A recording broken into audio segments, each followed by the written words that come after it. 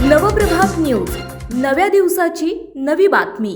घरगुती वाद, नैराश्य आणि आर्थिक ताणतणावाच्या गुंत्यात अडकलेल्या एका कुटुंबाची कहाणी मंगळवारी पहाटे भीषण शेवटाकडे गेली। खडकी परिसरातील ओरियन कॉम्प्लेक्समध्ये पतीने झोपलेल्या पत्नीचे तोंड आणि नाक ब्लँकेटने दाबून खून केला।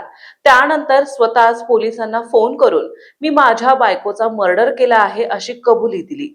पोलिसांनी सांगितले की सकाळी सुमारे 8 वाजता नियंत्रित कक्षाकडून संदेश प्राप्त झाला। कॉलरने स्वतः घटनास्थळी उपस्थित असल्याचं सांगत पत्नीचा खून केल्याची माहिती दिली। त्यानंतर पोलिसांनी मौजे चिखलवाडीतील ओरियन कॉम्प्लेक्स येथे धाव घेतली। दरवाजा उघडणाऱ्या व्यक्तीने मीच दिलीप नंबुरी कंडाथील मी माझ्या बायकोचा मर्डर केला आहे असे शांतपणे सांगितले। पोलिसांना बेडरूम मध्ये नेऊन त्याने पत्नी बिंदू वय वर्ष 53 यांचा मृतदेह दाखवला।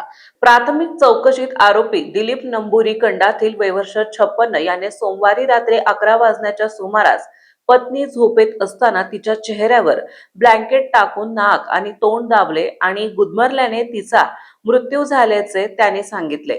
आरोपीच्या म्हणण्यानुसार पत्नी दीर्घकाळ नैराश्याच्या उपचाराखाली होती। ती पतीवर पहिल्या घटस्फोटीत पत्नीच भेटत असल्याचा संशय घेत असे आणि त्यातून वारंवार वाद होत। त्यातच व्यवसायात नुकसान होऊन कर्जबाजारी झाल्यामुळे तो मानसिक दृष्ट्या खचला होता।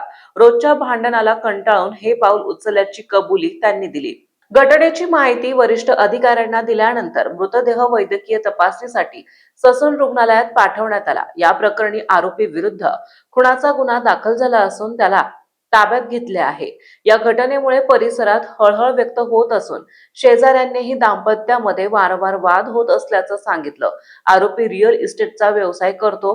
पहिली पत्नी आणि मुलगी त्याच्यापासून वेगळी राहत आहे असे वरिष्ठ पोलीस निरीक्षक विक्रमसिंग कदम यांनी सांगितले। आपल्या परिसरातील महत्त्वाच्या बातम्या पाहण्यासाठी आजच नवप्रभात न्यूज चॅनलला YouTube वर सबस्क्राइब करा आणि बेल आयकॉन प्रेस करा।